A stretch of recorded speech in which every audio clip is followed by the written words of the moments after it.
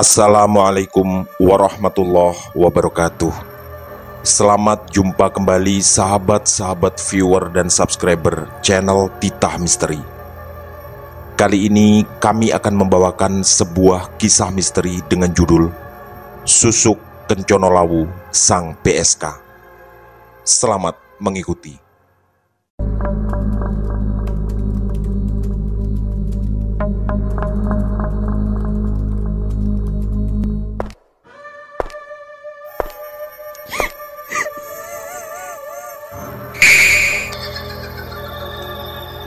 Jangan pernah mengikuti kisah ini sendirian.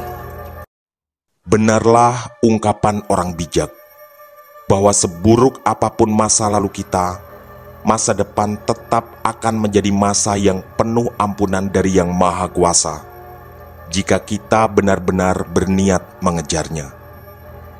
Jawa Timur 2011. Aku yakin tak ada siapapun yang bercita-cita merasakan kehidupan kelam seperti aku. Wajahku tak benar-benar cantik, walau ada beberapa teman yang menyebutku cukup manis. Dan tak lama setelah lulus SMA, aku benar-benar berada dalam keadaan yang penuh kehinaan. Terlalu bebas dalam pacaran, akhirnya aku hamil sebelum menikah. Dan parahnya, pacarku ketika itu memaksa untuk menggugurkan kandungan. Alasannya waktu itu masuk akal, bahwa dia belum siap secara keuangan untuk membangun rumah tangga. Dan dia berjanji akan tetap mencintaiku sambil berusaha menabung untuk pernikahan kami nantinya. Tapi mulut seorang buaya pasti sangatlah tak bisa dipercaya. Tak lama setelah permintaannya ku penuhi, dengan berbagai alasan yang dibuat-buat, dia pun memutuskan hubungan kami. Nasi telah menjadi bubur, dan aku tak mau merendahkan harga diriku hanya demi mengemis cintanya. Apalagi, walau aku pernah dihamilinya, rasanya tak akan nyaman memaksakan cinta sampai akhirnya menikah dengan seseorang tanpa lagi perasaan tulus. Namaku Siska dan umurku 25 tahun. Aku berasal dari sebuah kabupaten di Jawa Timur yang cukup jauh dari Surabaya. Pengalaman pahit masa pacaran ternyata tak serta-merta membawaku pada fase kehidupan yang lebih baik. Bahkan, aku harus terjebak dan berkubang pada sesuatu yang jauh lebih nista. Awalnya, juga karena stres, aku diajak salah satu kenalanku ke Surabaya. Kabarnya, ada pekerjaan yang cukup bagus, yaitu menjadi pelayan sebuah restoran mahal. Tapi lagi-lagi, aku bertemu manusia sampah yang hanya menipuku. Kenalanku yang bernama Lydia itu membujukku untuk menjadi seorang PSK.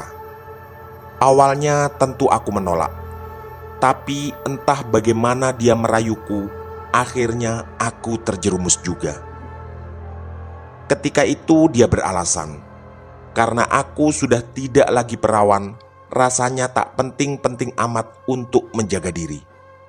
Dan kata Lydia lagi, ini hanya mencoba. Jika nanti aku merasa kurang cocok, aku bisa keluar kapanpun aku mau. Lama-lama itu terdengar masuk akal di otakku. Apalagi aku dilahirkan di keluarga yang serba sederhana. Ini pasti akan jadi jalan mencari uang bagiku. Dan lagi, benar yang dikatakan Lydia. Tak terlalu penting menjaga diri karena aku bukan perawan lagi. Ternyata setelah kujalani, aku mulai menikmati pekerjaan sebagai PSK. Dan aku mendapat tempat di Doli, kompleks lokalisasi terbesar di Asia Tenggara yang berada di kota Surabaya. Awalnya semua terasa mudah. Hasil pekerjaan tiap malam itu cukup banyak. dan aku bisa membelikan beberapa kambing untuk orang tuaku. Kepada mereka, aku hanya mengaku bekerja sebagai pelayan restoran yang syukurnya cukup ramai dan majikanku sangat baik. Tentu itu adalah alasan yang paling mungkin kusampaikan, karena pekerjaan itulah yang kutuju ketika dulu pamit pada beliau berdua. Syukurnya, selama menjalani pekerjaan hina itu, tak sekalipun aku bertemu teman atau tetangga yang masuk ke Doli. Menurut beberapa teman PSK-ku, terkadang mereka mengalami momen memalukan seperti itu, yaitu melayani pelanggan yang adalah teman atau tetangganya di kampung. Ternyata persaingan di dunia hitam juga tidak kalah berat. Semakin lama makin banyak PSK baru, dan perlahan aku mulai tersingkir. Di tahun kedua menjadi PSK, pendapatanku mulai menurun. Bahkan terkadang aku tak mendapat satu tamu pun dalam 2 atau 3 malam. Ini tentu kondisi yang mengkhawatirkan keuanganku. Apalagi di masa itu, aku sudah terlanjur terjerumus dalam kehidupan yang penuh foya-foya, yang selama ini memang kebutuhan untuk itu mudah kupenuhi. Akhirnya aku menemui Rani, teman seprofesiku yang beda majikan. Aku baru mengenalnya sekitar 2 bulan. Ketika itu, aku dikenalkan oleh salah satu teman sekosku. Ada yang membuatku tertarik menemui Rani. Menurutku, walau aku juga tidak terlalu cantik, wajah Rani bahkan tak lebih cantik dariku. Tapi dari gaya hidup dan barang-barang yang dimiliki, rasanya aku bisa memastikan Rani punya penghasilan yang lebih besar dan pasti punya pelanggan yang lebih banyak dariku. Apalagi dia sering mentraktir kami. Dan begitu sampai di tempat kosnya siang itu, aku merengek minta rahasia padanya, agar aku juga bisa sesukses dirinya. Kata Rani, sebenarnya rahasianya mudah, dan banyak teman-teman PSK yang juga melakukan itu, yaitu dengan memasang susuk. Menurut penjelasannya, untuk orang yang berprofesi sebagai wanita penghibur seperti kami, susuk sangatlah diperlukan, karena fungsinya semacam pelet agar banyak orang tertarik dan menjadi pelanggan. Dan yang paling penting menurut Rani, kita bisa jadi simpanan orang-orang kaya. Penghasilan dari mereka bisa berlipat-lipat jauh lebih besar dibanding hanya dari pelanggan biasa setiap malam. Rani juga bercerita, bahkan dia bisa membeli mobil dengan penghasilan itu. Jujur, aku juga pernah mendengar tentang susuk. Tapi dari kepercayaan diri Rani ketika bercerita, aku yakin ada sesuatu sangat spesial yang sedang dipakainya. Sebenarnya aku ragu tentang susuk, karena dulu masih ingat, hal-hal seperti itu adalah sangat dilarang oleh agama maupun kesehatan. Tapi kemudian aku sadar, hidupku sudah terlanjur terkubang di lubang hina, dan rasanya tak perlu lagi aku mempertimbangkan itu semua. Untungnya sebagai teman, Rani adalah orang yang sangat baik, dan selama ini memang terlihat seperti itu. Setelah beberapa saat memandangku penuh selidik, akhirnya dia mau benar-benar membuka rahasianya. Dengan setengah berbisik, Rani berkata bahwa susuk yang dia pakai benar-benar ampuh, dan ini adalah jenis susuk yang sangat terbatas. Aku sempat minta penjelasan lebih lanjut dari kalimat itu, tapi Rani menolak dan mengatakan jika aku serius, dia siap mengantarku ke sebuah tempat di dekat Alas Purwo, di ujung Jawa Timur, tempat seorang dukun yang membantunya memasang susuk itu. Karena aku merasa kondisi keuangan sudah genting, aku pun langsung menyanggupinya. Kami pun sepakat besok pagi akan berangkat ke sana. Keesokan harinya, kami pun berangkat ke terminal Bungurasih dan mencari bis menuju ke tempat sang dukun. Rani sengaja mengajakku naik bis karena dia mengaku belum berani menyetir mobil untuk perjalanan sejauh itu. Dan mungkin karena kasihan mendengar ceritaku tadi malam, Ranilah yang membayar semua ongkos dalam perjalanan. Setelah total perjalanan 5 jam lebih, kami pun sampai di sana.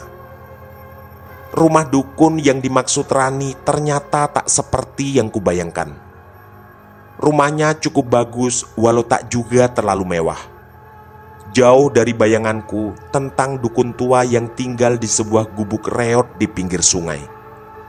Dan setelah Rani mengetuk pintu, muncullah seorang perempuan setengah baya. Rani sempat berbisik di telingaku bahwa ibu inilah dukun yang dimaksud. Namanya Bu Suti. Kami berdua pun dipersilakan masuk dan Rani memberikan pada Bu Suti aneka makanan yang dari tadi disiapkan dari Surabaya. Juga kulihat dia memberikan amplop tebal yang entah isinya uang berapa. Dan penjelasan Bu Suti tentang susuk yang akan diberikan padaku benar-benar mengagumkan. Dia mengatakan bahwa ini adalah susuk yang sangat ampuh dan hanya bisa dimiliki paling banyak oleh 35 orang. Aku tentu penasaran kenapa harus ada angka 35. Kemudian aku pun bertanya, "Maaf Bu Suti, maksudnya 35 gimana ya?" Bu Suti pun menjelaskan dengan gamblang. Ternyata 35 adalah jarak antara hari pasaran dari kalender Jawa, yang adalah perkalian dari 7 hari umum dan 5 hari dalam pasaran Jawa. Dia mencontohkan, misalnya hari Jumat Kliwon, maka akan sampai di Jumat Kliwon lagi dalam 35 hari. Setelah aku manggut-manggut karena merasa sedikit paham, Bu Suti melanjutkan alasannya. Setiap hari pasaran hanya boleh dipakai ritual oleh 1 orang saja. Sehingga pada setiap hari tersebut, masing-masing pemakai susuk jenis ini harus melakukan ritual. Dan menurut Bu Suti, temanku Rani adalah pemakai ke-23. Setelah membuka catatan kalendernya, aku diberikan hari Kamis Wage. Karena itu salah satu hari kosong dari yang tinggal hanya beberapa hari. Penjelasan berikutnya adalah tentang ritual.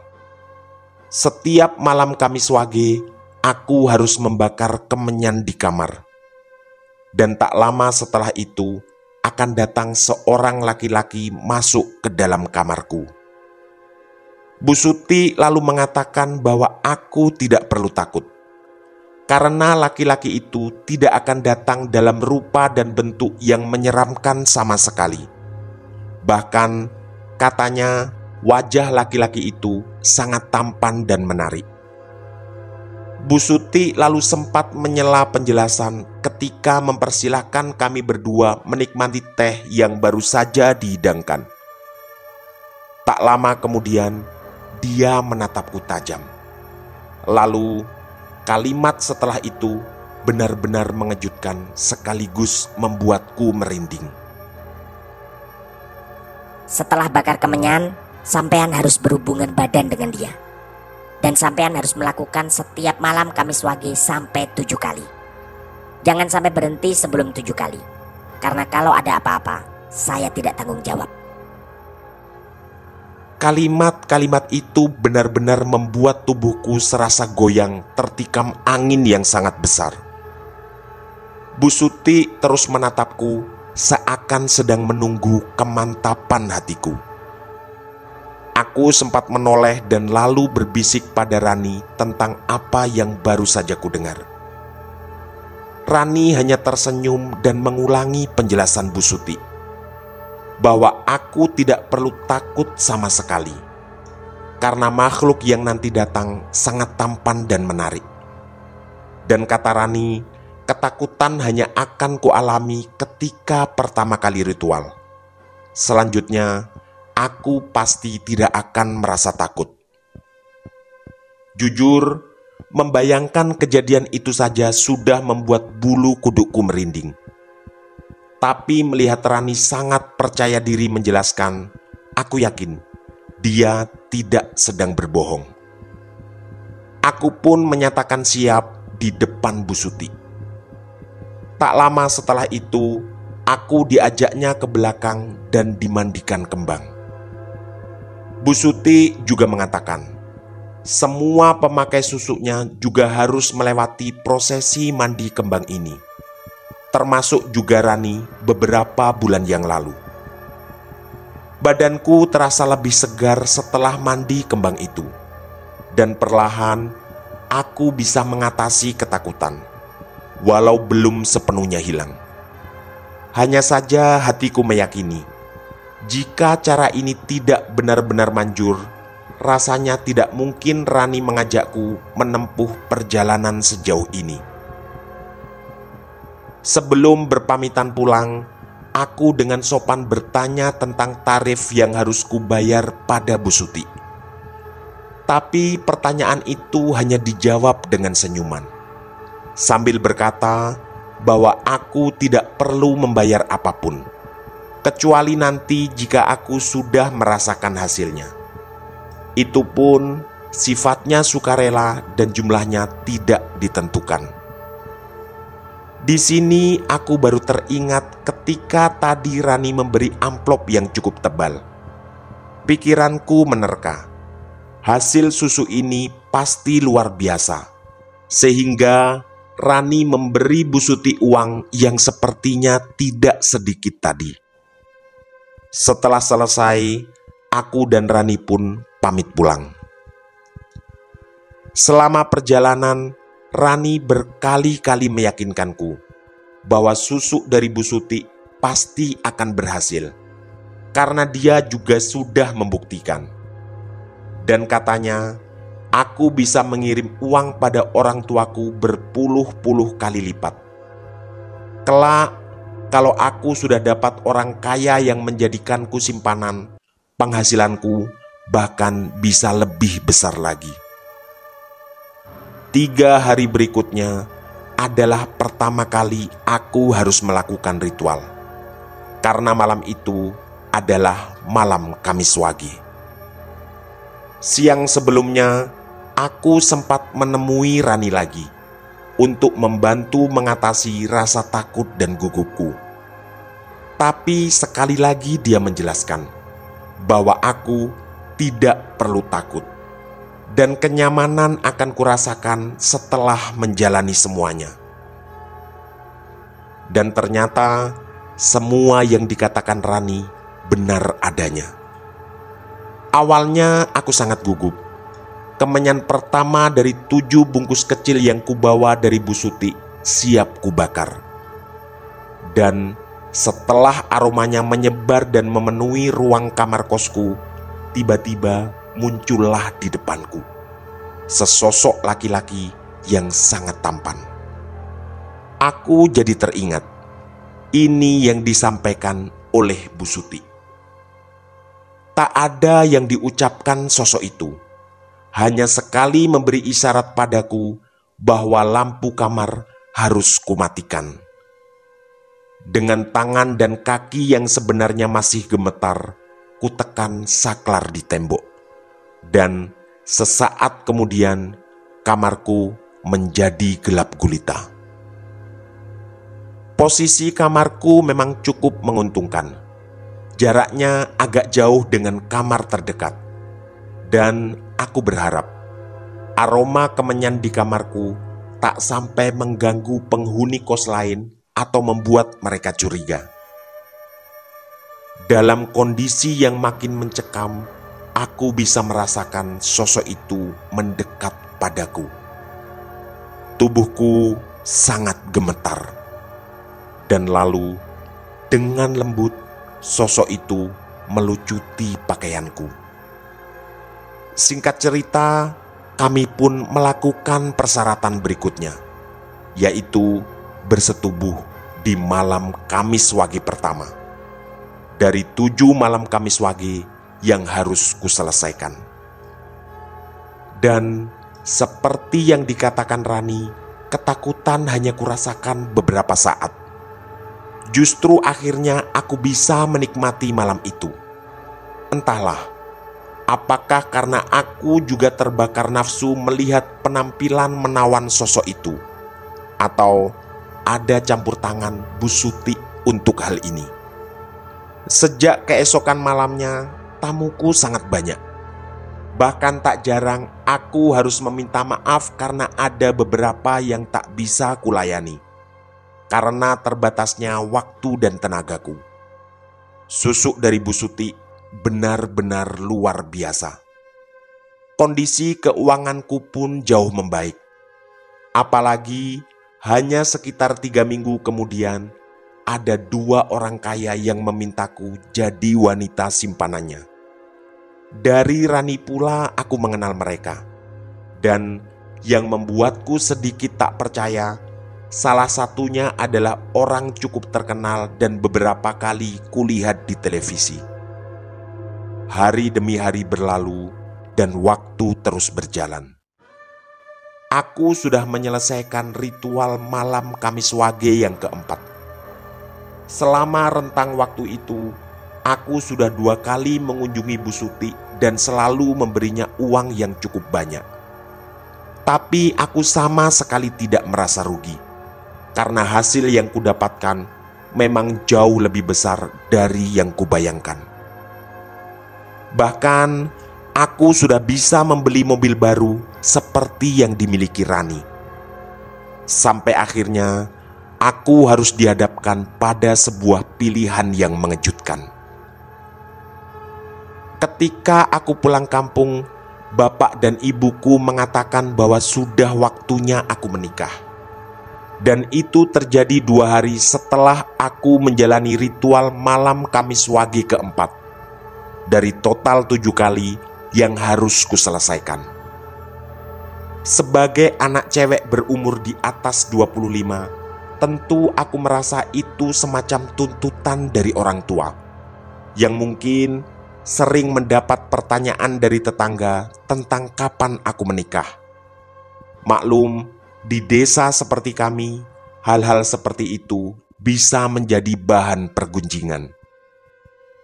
Aku tentu terkejut dengan apa yang dikatakan orang tuaku. Selain karena belum berniat menikah, aku sama sekali belum menemukan lelaki yang tepat untuk itu. Tapi sebelum aku menjawab atau membantah apapun, bapak mengatakan bahwa aku akan dijodohkan. Aku tentu terbelalak lagi. Menikah dengan cara dijodohkan bisa mengandung arti bahwa kita tidak mampu mencari pasangan sendiri dan menjadi seperti paksaan untuk menjalani langkah sakral itu. Tapi di sisi lain, ada kesadaran kuat dalam hatiku bahwa mungkin ini adalah pilihan terbaik. Karena dengan kelamnya duniaku, rasanya ini adalah peluang yang terlalu sayang untuk dilewatkan. Dan lagi, sangat mustahil kedua orang tuaku memilihkan pasangan, kecuali yang menurut beliau adalah orang yang diyakini akan membuatku bahagia. Dan ternyata orang tuaku sangat serius. Aku diminta benar-benar menimbang usulan itu, walau aku tak juga dipaksa menerima.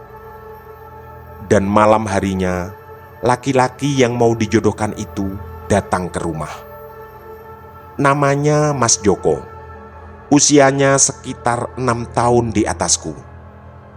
Orangnya pendiam dan terasa tidak cukup pandai membuka pembicaraan. Sepanjang obrolan, justru terlihat bapakku yang lebih mendominasi. Jujur, secara penampilan, Mas Joko bisa dibilang biasa. Tidak terlalu tampan dan tak ada yang menonjol dari pakaian yang dikenakannya. Singkatnya, dia bukan laki-laki yang bisa menarik wanita pada pandangan pertama. Tapi lagi-lagi aku sadar, walau belum tentu akan mau menerima perjodohan ini, aku benar-benar harus menimbang usulan bapak. Di tengah suramnya duniaku, aku tak ingin lagi menambah dosa dengan melawan perintah bapak. Walau bapak sangat bijak dalam hal ini, tidak akan memaksaku jika aku memang tidak mau. Setelah pembicaraan yang kurasakan dingin selama sekitar 1 jam itu, dengan sopan Mas Joko pamit pulang. Dan bapak lalu menjelaskan siapa Mas Joko. Ternyata dia adalah anak dari teman beliau. Katanya Mas Joko memang sangat sopan dan pemalu. Itu memang bisa kurasakan selama ngobrol tadi. Dan kata bapak, orang tua Mas Joko juga merasakan hal yang sama, yaitu khawatir Mas Joko belum menikah di usia kepala 3. Apalagi karena sifat pendiam dan pemalunya, belum ada satu wanita pun yang dekat dengannya. Intinya, Mas Joko harus dijodohkan karena orang tuanya tidak yakin akan bisa mencari pasangan sendiri. Satu lagi informasi, dia membuka toko kelontong kecil di pasar. Jadi, walau tentu bukan orang yang kaya, tapi Mas Joko bisa dibilang sudah punya usaha sendiri. Kata bapak, tokonya memang tidak besar, tapi beliau menekankan, jika menikah didasari niat yang baik, maka rezeki pasti akan datang. Dan tidak menutup kemungkinan, jika kami menikah, usaha itu bisa kami besarkan berdua. Lagi-lagi ini sangat menarik. Aku memang bisa membayangkan, mungkin penghasilan Mas Joko jauh di bawahku. Tapi akan naif jika aku membandingkan sebesar apapun pendapatanku yang kotor dengan usaha Mas Joko yang tentu jauh lebih berkah. Kemudian dengan sopan aku minta waktu ke bapak untuk berpikir. Aku tak ingin membuat keputusan sendiri. Dalam hati, aku akan mengkonsultasikan ini pada teman-temanku di Surabaya. Keesokan harinya, sebelum pamit kembali ke Surabaya, bapak berpesan agar seminggu lagi aku pulang. Kata beliau, biar semuanya lebih pasti. Kalaupun aku tidak mau, beliau yang akan membicarakan ini dengan baik-baik pada orang tua Mas Joko. Sesampai di Surabaya, aku langsung mendiskusikan ini dengan Rani. Di luar dugaanku, Rani langsung memelukku, dan kulihat matanya berkaca-kaca. Dia mengatakan terharu dan ikut bahagia. Rani mengaku bahwa dia juga mendambakan kesempatan seperti yang kudapat. Lalu dengan tegas dia menasehatiku bahwa dunia yang sedang kami jalani benar-benar kotor. Kamu apa nyesel seumur hidup jika nggak ambil peluang ini? Itu kalimat yang dikatakan Rani. Dia lalu menjelaskan bahwa aku pasti akan kehilangan uang dan kemewahan yang selama ini kudapatkan di Doli. Tapi katanya semuanya hanya semu. Jujur, rasa kagumku semakin besar pada sahabatku yang satu ini. Walau hidupnya juga sehina aku, tapi bisa menasehatiku tentang sesuatu yang benar-benar masuk nurani. Bahkan dia mengatakan, sebagai sahabat dia akan marah jika aku melewatkan kesempatan untuk hidup normal dan bahagia. Pembicaraan pun berakhir dengan adegan haru. Kami berdua berpelukan dan aku ikut menangis karena terbawa suasana. Lalu, mungkin untuk mencairkan keadaan, Rani dengan bercanda mengatakan bahwa aku harus mengundangnya dalam acara pernikahan dan minta tempat khusus. Kami pun tertawa bersama-sama. Ternyata semua teman-temanku yang lain juga sama. Intinya, mereka mendorongku untuk mengikuti perjodohan yang ditawarkan oleh Bapak. Dalam kondisi sehina dan senista ini, siapapun pasti ingin segera keluar dan menjalani kehidupan normal dan baik-baik. Begitu yang diucapkan salah satu dari mereka. Dukungan semua teman-teman membuat aku semakin bulat untuk menikah dengan Mas Joko. Kata temanku yang lain, masalah cinta bisa sambil jalan, dan bukan waktunya lagi berfokus pada hal-hal konyol seperti cara berpikir anak umur SMA. Hanya saja ada yang tidak setuju, yaitu Mami Silvi, majikanku. Tentu saja itu wajar, karena sejak memakai susuk dari Bu Suti, bisa dibilang aku adalah anak buahnya yang paling laris, dan pasti yang paling mendatangkan keuntungan padanya. Tapi aku tentu tak mau kalah. Restu dari orang tua tentu jauh lebih kupegang daripada sekedar Mami Silvi yang justru mau aku terus berkubang di lubang hina ini. Aku pun kembali pulang kampung seminggu kemudian dan mengatakan pada Bapak bahwa aku siap menikah. Bapak dan Ibu terlihat sangat senang mendengar itu.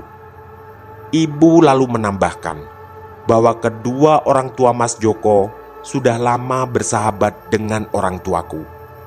Dan lagi, Mas Joko adalah laki-laki yang sangat lugu dan taat beribadah. Tak terasa air mataku menetes mendengar penjelasan ibu. Rasanya aku sama sekali tak pantas mendapat orang semulia itu. Hanya saja dalam hati aku masih yakin, seburuk apapun langkah kita, ampunan Tuhan jauh lebih luas. Dan salah satu kekuatan terbaik dalam menjalani hidup adalah doa dari kedua orang tua. Dan aku juga yakin, doa beliau berdualah yang mempertemukanku dengan kesempatan emas ini. Singkat cerita, beberapa hari kemudian, aku dan Mas Joko pun menikah. Aku sebenarnya berinisiatif menanggung semua biaya acara di rumahku, karena uangku memang lebih dari cukup untuk itu. Hanya saja Bapak memang telah menyiapkan menjual 2 ekor sapi untuk menambah biaya. Acara pun berlangsung meriah dan satu-satunya teman PSK-ku yang kuundang adalah Rani. Terlihat dia berkali-kali menangis memelukku. Ada ketulusan yang kulihat di matanya melihat aku sahabatnya bersiap menyambut kehidupan baru yang lebih baik. Waktu berjalan dan aku benar-benar bersyukur. Ternyata benar yang dikatakan ibu. Mas Joko memang sangat lugu. Bahkan di malam pertama, dia sama sekali tak tahu bahwa aku sudah tak perawan lagi. Ketika suamiku tertidur setelah menikmati malam pertama, aku menangis terseduh di atas kasur, yang untungnya tak sampai membangunkannya. Ada rasa syukur luar biasa atas semua anugerah ini. Sempat terfikir untuk jujur pada Mas Joko tentang masa laluku, tapi itu segera kuurungkan karena aku tak ingin mengganggu kebahagiaan suamiku. Hari demi hari berlalu dan kami berdua patungan membeli rumah di dekat pasar. Memang tidak terlalu mewah, tapi rasanya cukup lumayan bagi pasangan baru seperti kami. Ada 3 kamar di dalamnya dan cukup nyaman ketika orang tua kami datang berkunjung. Kehidupanku benar-benar berubah. Apalagi seperti kata ibu, Mas Joko sangat rajin beribadah. Setiap subuh, dia selalu sholat berjamaah di masjid terdekat. Ini benar-benar anugerah yang harus kusyukuri. Tapi ada masalah sangat besar yang belum selesai. Masih ada 3 kali ritual malam Kamis Wage yang harus kuselesaikan. Aku ingat betul kata-kata Bu Suti.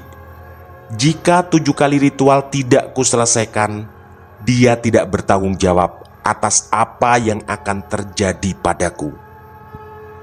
Aku tentu tak berani menganggapnya main-main, karena ilmu susuk yang kupegang memang sangat manjur dan hanya bisa dimiliki oleh maksimal 35 orang saja.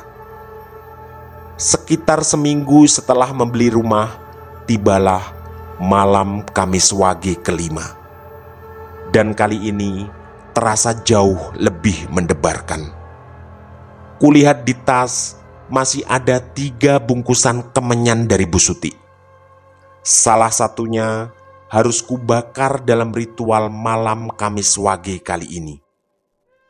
Setelah memutar otak, aku menemukan ide yang kuyakini akan berhasil.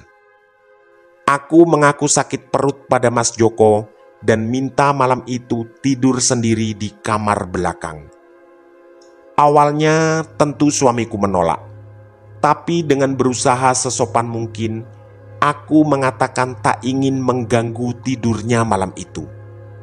Dan aku juga mengaku pernah beberapa kali mengalami sakit perut seperti itu yang membuatku tak bisa tidur sampai pagi. Sekalian minta izin, mungkin besok pagi tak bisa memasak karena harus istirahat. Untungnya Mas Joko setuju, dan itu kurasakan jelas ketika sebuah kecupan mesra dilayangkan ke keningku. Sebelum tidur, aku berinisiatif membakar kertas-kertas nota pembelian barang yang baru kami beli. Juga kusisipkan sebuah tas kecil yang sudah lama dan rusak. Tujuanku jelas, jika nanti Mas Joko mencium aroma kemenyan, aku bisa beralasan bau itu berasal dari barang-barang yang kubakar. Dan untungnya malam itu berjalan lancar. Tak lama setelah kemenyan kubakar, datanglah sosok laki-laki sangat tampan yang selalu menggauliku di setiap malam Kamis Wage. Seperti biasa, kami berdua sangat menikmati malam itu. Walau jujur, ada perasaan berdosa di hatiku. Tapi lagi-lagi, aku hanya berniat menyelesaikan kewajiban 7 kali malam Kamis Wage yang akan berbahaya jika semuanya tidak selesai. Hanya saja ada yang berbeda kali ini. Belum sempat aku berpakaian lagi dengan sempurna, sosok itu sudah menghilang. Biasanya dia baru akan pergi setelah aku berpakaian dan memberiku semacam ciuman perpisahan. Jantungku berdetak kencang dan mulai khawatir sesuatu. Dan kekhawatiran itu semakin kuat ketika sayup-sayup terdengar kumandang adzan subuh. Setiap hari Mas Joko selalu bangun setiap kali mendengar itu. Tapi sepertinya kali ini tidak. Perasaanku semakin cemas. Dan semua kekhawatiran benar-benar terjadi begitu aku membuka pintu kamarnya. Suamiku tergeletak bersimbah darah di atas kasur. Sontak aku berteriak sejadi-jadinya. Beberapa tetangga datang dan aku dengan panik menelpon orang tuaku. Akhirnya kami segera membawanya ke rumah sakit dalam keadaan tidak sadar. Aku yang terus menangis sangat yakin Ini pasti adalah ulah laki-laki tampan yang selalu mendatangiku di malam ritual Kamis Wage. Aku menduga dia cemburu atau semacamnya pada Mas Joko. Untungnya setelah sekitar setengah jam di rumah sakit, Mas Joko sadar dan suamiku berhasil diselamatkan. Aku yang penasaran lalu bertanya apa yang terjadi. Kata Mas Joko, entah dalam keadaan mimpi atau tidak, tiba-tiba ada sosok hitam tinggi besar yang mendatanginya. Dan belum sempat Mas Joko berteriak, sosok itu memukulinya. Katanya dia berkuku tajam dan dengan kuku itu berkali-kali mencakar perut dan punggungnya, yang memang terlihat jelas bekasnya. Orang tuaku dan orang tua Mas Joko tentu terkejut mendengar itu. Tapi Mas Joko segera menahan agar kami semua tak perlu berpikir macam-macam. Katanya yang paling penting sekarang dia sudah pulih dan tak perlu lagi tenggelam dalam semua pikiran yang tidak jelas, yang hanya akan membuat kekhawatiran demi kekhawatiran. Aku segera memeluk suamiku dan makin kagum padanya. Di balik sifat pendiam dan pemalunya, Mas Joko punya sisi ketangguhan yang luar biasa. Tadinya aku khawatir dia akan mencoba mencari tahu tentang siapa sosok itu. Tapi rasa khawatir itu hilang melihat sikap suamiku yang sangat bijaksana. Setelah dirawat 2 hari di rumah sakit, Mas Joko diizinkan pulang. Waktu pun berjalan kembali dan kami beraktivitas seperti biasa. Berdagang di pasar yang syukurnya kurasakan usaha kami makin berkembang. Tapi masih ada 2 Kamis Wage lagi yang harus kuhadapi.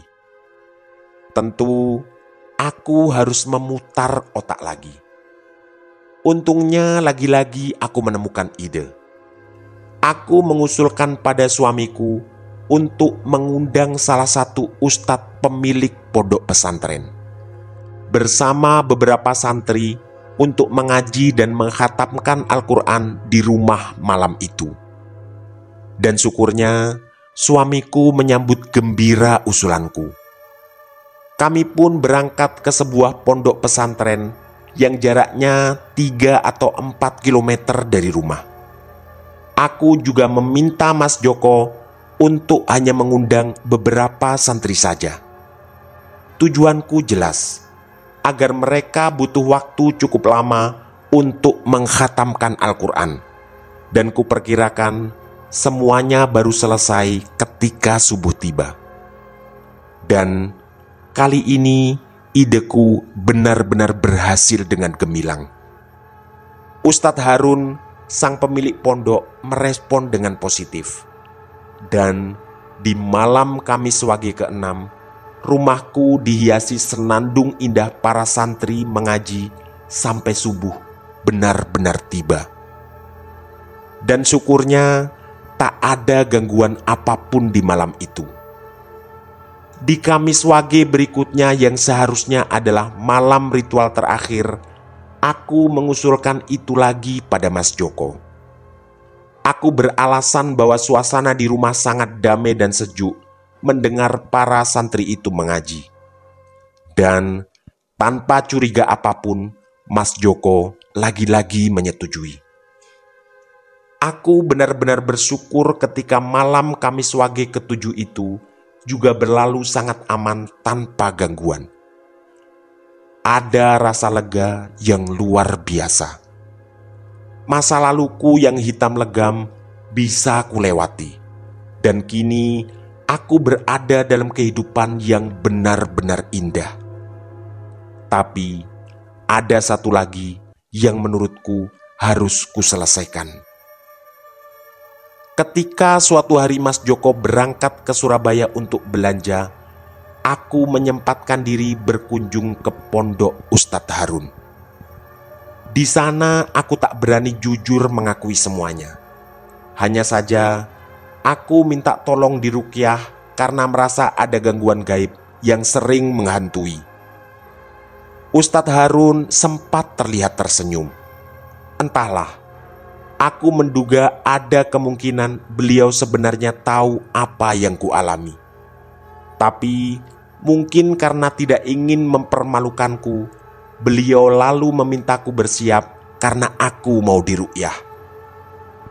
Setelah dibacakan berbagai doa, tubuhku terasa jauh lebih nyaman. Seperti ada beban sangat besar yang keluar. Dan aku berkali-kali mengucapkan terima kasih pada beliau sebelum berpamitan pulang. Walau tetap ada sedikit kecurigaan. Mungkin beliau sebenarnya tahu apa yang kurahasiakan. Ada kejutan lain di rumah. Ternyata sisa 2 bungkus kemenyan di dalam tas hilang entah kemana. Aku yakin ini ada hubungannya dengan ruqyah yang dilakukan oleh Ustadz Harun tadi. Rasa syukurku benar-benar tak terbendung. Berkali-kali aku bersimpuh menangis di kamar atas anugerah luar biasa ini. Waktu terus berjalan dan kehidupanku kurasakan semakin baik dalam segala hal. Beberapa tahun kemudian, kami bukan lagi berdua, tapi berempat karena dikaruniai 2 putri cantik yang lucu. Tentu ada harapan besar di hatiku. Putri-putri kecilku akan tumbuh mendewasa tanpa harus terjerumus dalam hal-hal hina yang pernah dialami ibundanya, yang sampai saat ini tak pernah diketahui oleh ayahnya. Suatu hari di bulan Januari 2024, aku menelpon tim Titah Misteri. Aku memperkenalkan diri sebagai Bu Siska dan menceritakan semua kejadian yang kualami, tentang profesiku sebagai PSK dan hal-hal mendebarkan selama memakai susuk pemberian Bu Suti. Tak lupa aku berpesan, siapapun yang mendengar kisahku akan mendapat pelajaran, terutama bagi para wanita yang belum menikah, agar selalu menjaga kehormatannya. Karena jika itu gagal, sangat rawan terjerumus lebih dalam lagi pada sesuatu yang lebih dilarang oleh agama, seperti yang pernah kualami.